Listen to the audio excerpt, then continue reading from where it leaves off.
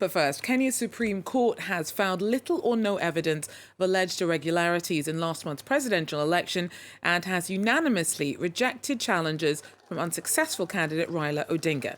He lost out to Vice President William Ruto, who says that he hopes that the court ruling over the August 9th vote will draw a line under the otherwise peaceful election. This afternoon, with the unanimous decision of the Supreme Court of Kenya, our lengthy, suspenseful, and protracted election has come to an end.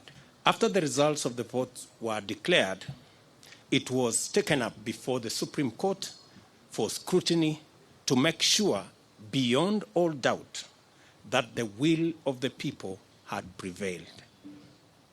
The court returned its verdict, and I welcome it with tremendous humility.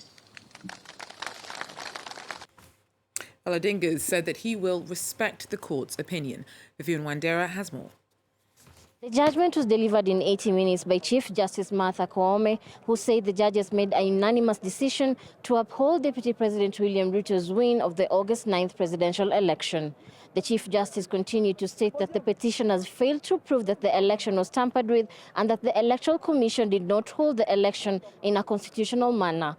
Shortly after making the judgment, former opposition leader Raila Odinga released a statement to say that he disagrees with the decision of the court but respects it, and Deputy President William Ruto addressed the nation and his supporters. Listen to some of them. All the government machinery, all ministers, who was with Raila. But it has happened that you can be a president by common people, by telling people the message you want.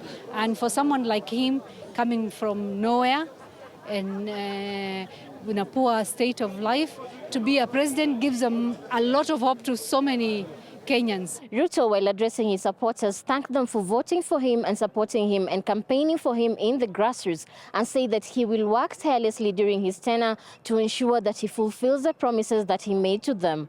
The president-elect also said that he will be making a phone call to Uhuru Kenyatta and speak to him about his win, and said that they have not spoken in a couple of months.